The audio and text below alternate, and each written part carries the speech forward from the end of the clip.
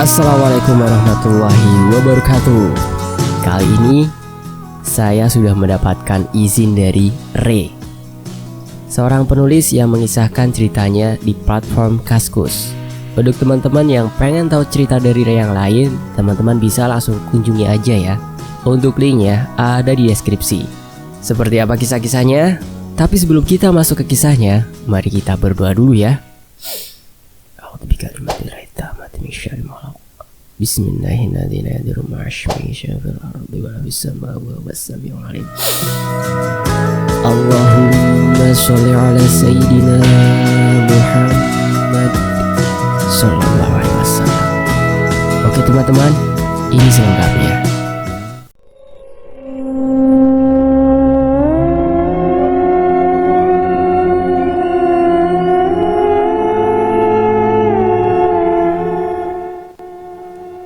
Di bagian ini, Taehyun bercerita lagi nih. Sebelumnya cerita ini dilanjutin dari sini ya, setelah ketemu Kang Adul. Lalu cerita soal apa yang kejadian sama Om Bambang. Pikiran saya langsung menuju Taehyun. Sayangnya waktu itu, Taehyun sedang di rumah anaknya yang tinggal di luar kota. Dan ini ceritanya, Susuk Nyai. Sesaat setelah saya mendapat panggilan dari Taehyun mengabari kepulangannya, saya langsung menuju rumahnya saat itu juga. Memang permasalahan Mita ini tidaklah sebesar teror yang bisa membuat seluruh kompleks dirundung kesunyian yang mencekam. Namun untuk beberapa orang cukup mengganggu. Kabarnya Pak Haji sang pemilik kos di mana Mita tinggal sempat diganggu meski tidak separah Om Bambang. Sempat berpikir selain Mita meninggal dalam keadaan kurang baik, namun ada sesuatu yang lain menimpa Mita. Bahkan setelah kematiannya. Sesampainya di sana, saya beruntung Taehyun terlihat sedang mengobrol dengan seorang wanita tua di teras depan rumahnya. Assalamualaikum Teh, salam kepada mereka. Waalaikumsalam, jawabnya disusul oleh ibu di sampingnya itu. Aku segera menyalami keduanya. Sejak kapan istrimu pulang ke rumah orang tuanya? Ia bertanya. Pertanyaan tiba-tiba seperti ini masih saja dapat membuat saya kaget. Herannya, entah dari mana ia selalu tahu mengenai segala hal. Hebat ini Taehyun ya. Dari bulan lalu Teh, katanya mau lahiran di sana, jawabku.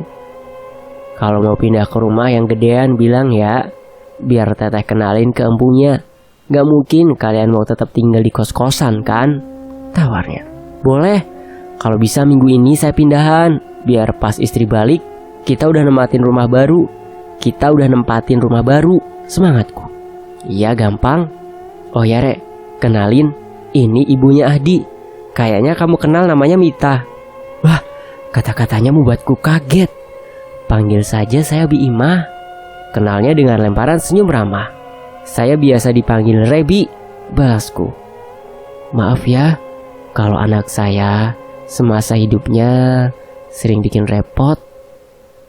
Ada raut sedih saat ia berkata.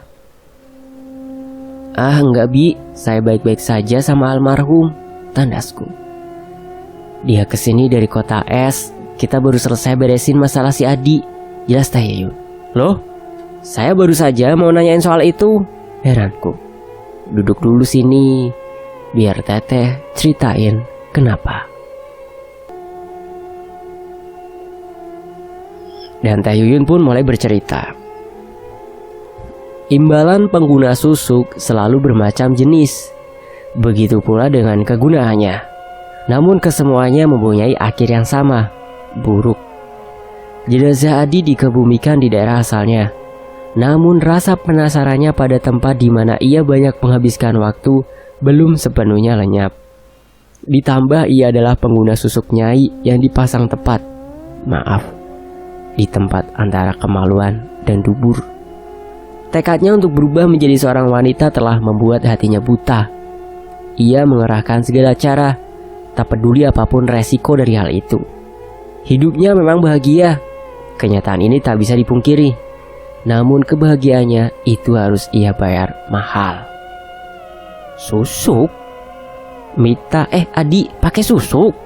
Rasa penasaran saya memaksa untuk memotong cerita Teh Yuyun. Sayangnya iya. Hal itu yang membuat semua peristiwa ini menjadi semakin berat. Aku Teh Yuyun. Sebagai orang tua, saya sadar saya salah dalam mendidiknya. Bi Imah terseduh. Maaf Bi, saya hanya sedikit tidak percaya. Setahu saya susuk dipakai untuk sarana pengelolaan diri kan? Saya coba menghibur beliau. Terus kamu pikir kerjaan dia apa? Serga Teh Yuyun. Tak apa Nin, saya paham apa yang Nak Reh maksud. Mungkin ada baiknya kita semua tahu hal ini dari awal mula, tandasnya. Saya kira saat itu Adi hanyalah pria yang mempunyai kecenderungan feminim lebih tinggi dari kebanyakan pria. Saya tak pernah merasa orientasi seksualnya dapat menyimpang hingga separah ini. Hingga pertengkaran kami terjadi sejak dia mulai memakai make up dan berpenampilan seperti wanita setelah lulus dari SMA. Saya membentaknya dengan kasar, mengumbatnya dengan keras, mengusirnya dari rumah. Bahkan ayahnya sendiri melarangnya pulang sebelum ia kembali pada jati diri yang semestinya. Lalu ia datang ke sini. Menurut kabar dari teman-temannya, ia bekerja sebagai penata rias di sebuah salon. Bertahun-tahun, kami tak lagi pernah bertatap muka. Tak juga saling menghubungi. Seseorang dengan penampilan aneh bertamu ke rumah, mengaku sebagai penghubung antara dukun Kikala dengan Adi.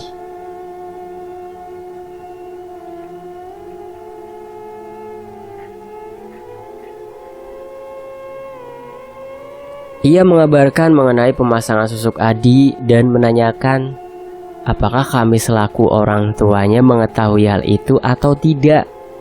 Untuk jaga-jaga katanya. Dan kami menceritakan padanya tentang Adi hingga kejadian dia pergi dan hubungan kami dengannya kian memburuk. Setelahnya dia memberikan kami 2 buah bunga melati lalu pergi. Respon kami saat itu hanya sesal yang terasa. Anak kami, Adi, telah melewati batas terlalu jauh. Bunga melatinya kami buang tanpa pernah menyentuh sekalipun. Lalu mencoba mencari di mana Adi dengan membuat laporan orang hilang di kepolisian setempat. Berbulan-bulan kemudian kami mendapat kabar tentang kematiannya. Saya yang penasaran pun, aku bertanya pada Bu Imah yang sedang menceritakan seperti itu. Melati? Untuk apa Bi? Saya penasaran. Perantara sebagai tumbal susuknya, Teh Yuyun menjawab. Ini gila, sungguh ini gila. Hanya demi susuk, seorang anak tega menumbalkan orang tuanya sendiri. Sepenting itukah?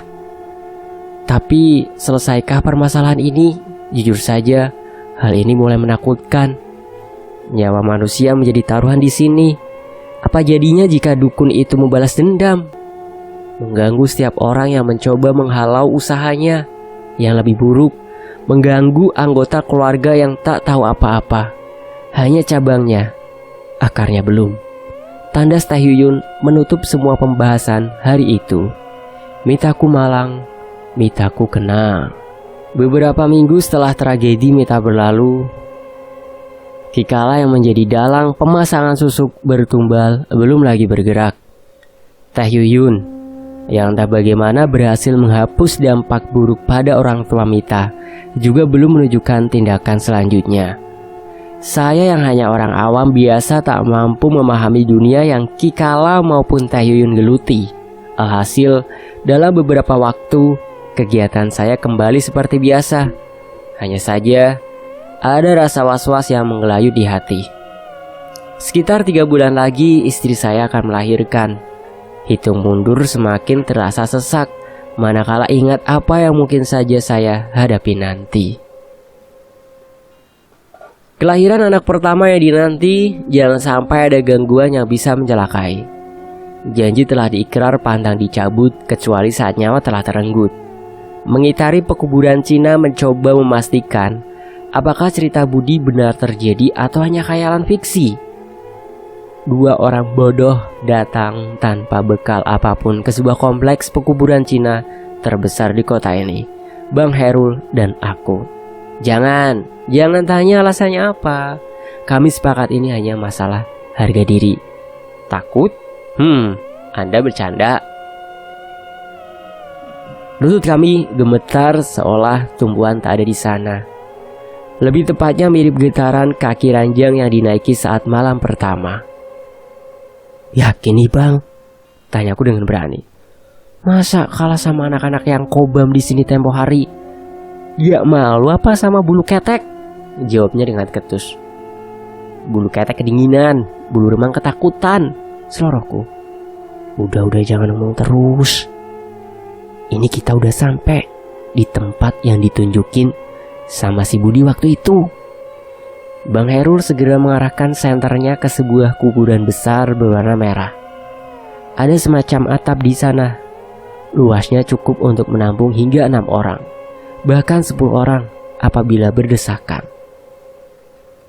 Kami segera masuk ke sana, melihat di sekitar dengan senter kami masing-masing. Terdapat tempat duduk yang berseberangan. Lalu sebuah gundukan dengan lapisan beton sebagai aksen utama dari kuburan ini. Letaknya ada di tengah areal pekuburan, agak menjorok ke areal belakang. Karena setelah 3 makam dengan bentuk yang mirip setelahnya adalah lahan kosong yang ditanami pohon singkong oleh warga setempat. Takut gak lu? Hah? Tantang Bang Herul. Enak aja takut. Abang kali tuh gak sadar dari tadi keringetan, balasku. Ini keringet capek jalan kaki ya, bukan keringet dingin gara-gara takut, alasannya. Entah datang dari mana seekor kucing masuk lalu bermanja ria di sekitar kaki Bang Herul dengan tiba-tiba. Sampai nyebut-nyebutnya enggak, Bang Herul kagetnya sambil beberapa kali berjingkrak tak karuan. Hahaha, mampus lu bang, kena karma duluan, songong sih. Aku tertawa cukup keras melihatnya ketakutan seperti itu. Gua kira tangan setan yang megang kaki, taunya cuma kucing sial, umpatnya. Setelah Bang Herul agak tenang, kami melanjutkan eksplorasi abal-abal ini. Sambil jalan, kadang rokok dihisap, minuman berenergi diteguk.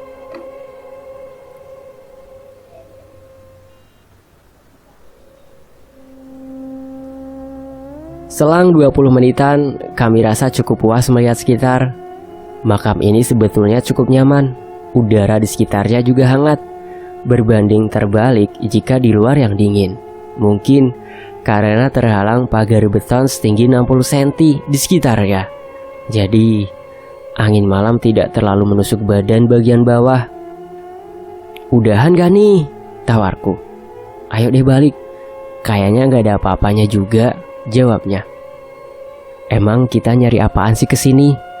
Lanjutku sambil berjalan menuju pintu keluar. Itu loh yang diceritain si Budi, jawabnya singkat. Iya apa? Aku memaksa Bang Herul untuk menyebutkan namanya. Bentar, si Budi kan bilang waktu kesini motornya bisa diparkir kan? Kok kita malah gak bisa ya? Pertanyaan Bang Herul membuatku tertegun. Apa kita salah makam kali ya? Curigaku. Dia bilang kan makam besar warna merah yang di ujung jelasnya. Ujung depan apa belakang nih? Tanyaku. Mampus, gua gak tanya itu. Gua kira kalau ujung ya ujung belakang, ujarnya. Terus kalau ke depan apa dong? Tanyaku sedikit dongkol. Pintu masuk, jawabnya asal. Gak salah sih, tapi bodoh ah, responku acuh. Kemungkinan kami salah makam. Lalu di mana makam yang Budi maksud? Pertanyaan itu terngiang selama kami berjalan menuju gerbang depan. Gayung bersambut air ciprat. Makam merah besar lain terlihat. Bang, makam itu bukan. Tunjukku saat melihatnya. Iya kali ya, gak jauh juga dari tempat kita parkir motor. Ia mengiyakan. Tapi kenapa tadi gak kelihatan ya? Rasa penasaranku menggebu. Segera aku berlari kecil menuju motor. lalu berdiri di sana, mengarahkan senter menuju makam besar merah kedua yang aku temukan. Benar saja, karena kontur jalan yang sedikit menanjak, makam merah kedua ini tidak terlihat. Akibatnya, Bang Herul yang so tahu langsung ambil arah tujuan sesaat ketika kami sampai tadi. "Ngapain?" tanya Bang Herul ketika sampai di dekatku. "Lihat doang, tadi kenapa nggak kelihatan pas kita parkir di sini?" jawabku sambil terus memperhatikan makam kedua. "Ya wes lah, wes terlalu bengik ya. Yuk balik," ajaknya dengan berkata setengah bergumam sambil berjalan di depanku. "Masa motor mau ditinggal? Bentar dong, tungguin," pintaku sambil berburu merogoh kunci dan menyalakan motor. Yo, tak tunggu, agak di bawah," ujarnya. Aku segera mengikutinya dengan perlahan menaiki motorku. Aneh, kok nggak ikut naik? Bahkan Bang Herul jalan hingga gerbang depan terlihat. Kupikir mungkin dia sedang mengangkatkan diri dengan jalan kaki, karena udara di sekitar semakin tipis. Dinginnya bahkan menusuk sela-sela jaket yang kukenakan. Nah, jadi itu ada sesuatu yang sedang terjadi tanpa kami sadari sebelumnya.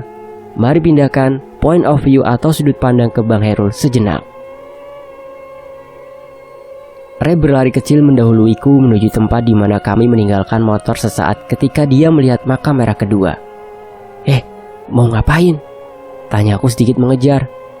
Belum ada 1 menit dia pergi agak menjauh, tiba-tiba Ray terlihat putar balik menghampiriku. "Lanjuti ora?" tanya Ray saat berdiri tepat di hadapanku. "Ayo, siapa takut?" aku menantang. Responnya sedikit dingin. Ray segera berjalan di depanku. Langkahnya tegap mesti jalannya menanjak. Kami menunjukkan jalur yang banyak makam di kanan kiri. Ada sedikit rasa penasaran. Kenapa kita tidak menggunakan jalan utama beraspal komplek pemakaman ini sambil menaiki motor ke atas sana? Toh sepertinya akan lebih cepat. Namun saat melihat Ray masih berjalan semakin menjauh, aku mengekor di belakang. Jangan sampai aku kalah berani sama bocah satu itu. Makam kedua ini lebih kusam, meski lebih lebar dari makam pertama yang tadi kami singgahi. Aksen khas masih terlihat menghiasi setiap sudut yang dapat kulihat. Hanya bedanya di sini ada semacam altar mini tempat menyimpan dupa, cangkir dan sepasang piring kecil yang berada di kaki makam tepat di depan tulisan Mandarin di aksen utama. Kurai peralatan itu, tak sengaja cangkir gelasnya jatuh dan pecah.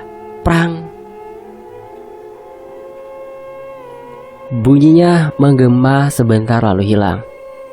"Aduh, sorry Ci, gak sengaja. Gua benerin ya. Gua taruh di tempat semula. Besok pasti ada yang ganti kok," ucapku sambil membereskan kekacauan yang tak sengaja aku buat. Ray masih melihat sekitar. Saat kejadian itu, dia cukup sigap untuk membantuku membereskan sisa pecahan dan menaruhnya kembali di tempat semula, tanpa sekalipun berkata apa-apa. "Ray, kalau si Budi ketemu cicinya di sebelah mana? Tahu nggak kira-kira?" Aku lihat dia masih melihat tulisan Mandarin yang menjadi semacam nisan di situ. Sementara aku yang sedikit merasa bersalah, berjalan agak menjauh lalu mencoba memecahkan kecanggungan di antara kami. "Di sebelah sana, agak ke atas. Coba tengok pohon itu. Coba tengok pohon itu." Dia menunjuk langsung sebuah pohon mangga yang berada di samping jalan utama tanpa menoleh sedikit pun. Kuarahkan senterku pada pohon itu, mencari dan bersiap berlari jika si hantu muncul tiba-tiba. Kuedarkan cahayanya perlahan. Harus kuakui, rasa takutku tak dapat dibendung. Ada sesuatu yang mengganjal sejak kami menunjuk makam ini. Tapi entah apa, udara malam semakin menggila. Tapi keringat di dahi malah jatuh terjun bebas ke pelupuk mata. Kuusap sembarang karena pandanganku sempat terhalang. Saat kubuka mata, pohon itu masih di sana. Gak ada serem-seremnya, ya gak Re? Aku toleh pada tempat di mana Re berdiri. Dia hilang. Sial, bocah itu mengerjaiku rupanya. "Woi, gak lucu Re, dikira gua bakal lari ketakutan apa?" Teriakku berharap bocah itu segera keluar dari tempat di mana ia sembunyi, agar kami dapat segera menyudahi kegiatan ini. Hening. Re, udah ayo Re. Aku mencarinya di belakang makam, di samping kanan kiri, di sekitar. Ajaib, bocah sembrul satu itu tak dapat aku temukan. Kalau kagak keluar gua tinggal nih. Kayak bocah lu main petak umpet aja. Aku segera berjalan keluar menuju pintu masuk areal pemakaman. Biarkan dia sendirian. Nanti kalau udah bosan juga dia pasti menyusulku keluar. Hingga hal yang lebih sial lagi terjadi. HP yang sedari tadi ku kantongi tiba-tiba berdering. Saat kulihat, nama bocah sembrul itu terpampang di layar. Gak asik lu main petak umpet. Ayo balik ini, gua udah mau nginjek jalan aspal. Aku masih berjalan meninggalkan dia di belakang. Apaan petak umpet?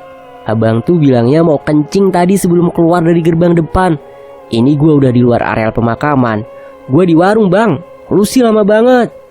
Jawabannya betul-betul membuatku tertegun. Kita tadi pergi bareng ke makam kedua kan? Aku mencoba mengkonfirmasi. Ngarang, bukannya abang tadi yang ngajak kita balik pas kelar di makam pertama? Abang sendiri juga yang jalan kaki sampai keluar gerbang depan. Ditawari naik motor juga diem-diem baik. Sialan bener. Sialan, benar-benar kesialan yang paling sial. Ini tidak salah lagi. Kami berdua dikerjai oleh siapapun yang menghuni areal makam ini. Sedetik kemudian, sosok yang Budi ceritakan muncul dari balik pohon itu. Rambutnya panjang hingga menyentuh tanah berantakan. Baju daster merahnya terlihat terang, kontras dengan pemandangan kebun gelap di belakang sosok itu. Dan yang paling sulit kulupa, matanya menyala berwarna kuning. Seperti diberi aba-aba, aku lari sekuat tenaga. Aku adalah kuda tanpa rasa lelah. Mantra penguatku aku bacakan. Saat ku tengok ke belakang, sosok itu melayang lalu terbang lurus mendekat ke arahku. Wajahnya terlihat marah. Pahit. Jangan makan gue please. Gue pahit, kebanyakan rokok murah. Serius dah. Aku berteriak berharap sosok itu tak mengikuti. Dia menggeram lalu tertawa. Please atuh lah, jangan pakai menggeram. Seumur-umur gak ada kunti yang bunyinya kayak begitu. Ujarku sedikit protes tanpa sedikit pun berhenti mengucap mantra penguat dalam hati. Ini sungguh tidak seperti film horor yang pernah aku tonton. Katanya manusia lebih mulia dari setan. Ini kenapa setannya malah ngeyel? Ya, setelah aku maupun Bang Herul menyadari ada yang salah, aku segera meluncur kembali masuk. Untuk point of view, saya ambil alih lagi ya. Seperti ini. Motor metiku pacu sekencang mungkin, menembus tiap tusukan rasa dingin yang tak lagi aku pikirkan. Jangan sampai Bang Herul dibawa nyasar, terus hilang dibawa Kimpoi lari sama demit sini. Mesti bilang apa nanti gua ke bininya kalau dia kenapa-kenapa. Pikiranku kalut. Dari sini aku menyadari bahwa hal yang kami lakukan sia-sia. Harga diri, pret lah. Kalau hilang di bawah demit, harga diri nggak ada lagi gunanya. Jalan sudah kulalui hampir setengahnya. Motor masih kupacu tanpa sedikit mengendurkan gas. Syukurlah. Tak lama, setelah aku lewati tempat parkir pertama kali, tubuh kekar setengah tambun itu terlihat berlari dari ujung sana.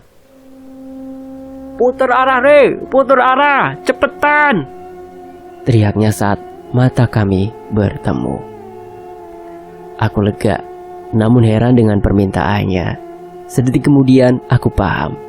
Sosok wanita berambut panjang memakai daster merah terbang di belakang Bang Herul.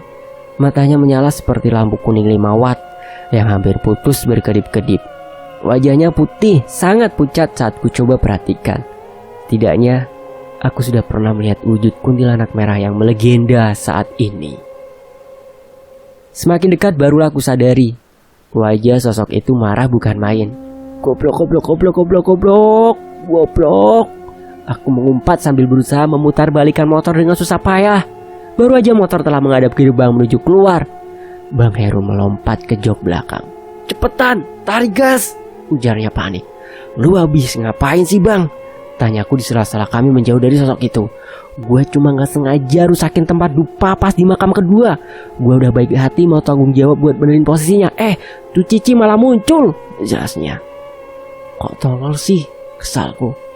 Kan gue kagak sengaja bego, alasannya. Kami telah lolos darinya. Gerbang depan telah terlewati dengan panik yang masih menyelimuti. Akhirnya kami keluar dari areal pemakaman itu. 5 menit kemudian jalan raya nasional terlihat menenangkan. Kuhentikan motor sebentar, lalu mengecek tubuhku sendiri. Kenapa? Tanya Bang Heru di belakang. Ngecek, kali aja ada yang ketinggalan, jawabku. Ada Re, balasnya. Apaan? Tanyaku singkat. Tuh, tunjuknya di belakang. Sosok itu berdiri tepat di gerbang masuk, menatap kami menjauh dengan matanya yang menyala. Kami segera kabur tanpa bicara apa-apa lagi. Setan gak bisa lacak plat nomor kan? Tanyaku sambil terus melaju. Itu setan, bukan polisi, ejeknya. Karena takut, aku menginap di rumah Bang Herul. Kami juga sepakat memberi alasan abis main futsal ke istri Bang Herul. Main futsal kok bawa senter segala? Istrinya saat itu mencurigai alasan kami. Anu bu, ini kita main futsal yang dekat kuburan, Bang Herul memberi alasan. Alasan macam apa itu bang? Ya, ditutup dengan pandangan sinis dari istrinya. Kami pun masuk, sedikit membersihkan diri. Aku mengambil tempat tidur di sofa ruang tamu, meski rumah ini ada kamar khusus. Samar-samar terdengar dari kamar Bang Herul suara istrinya yang sedang marah karena ia pulang terlalu larut. Sabar ya bang, tutupku sambil memejamkan mata. Selesai. Sampai jumpa ya di bagian berikutnya. Terima kasih teman-teman. Terima kasih Kak Re sudah mengizinkan ceritanya untuk dibawakan ke sini. Tetap di Fakta Sejarah. Wassalamualaikum warahmatullahi wabarakatuh.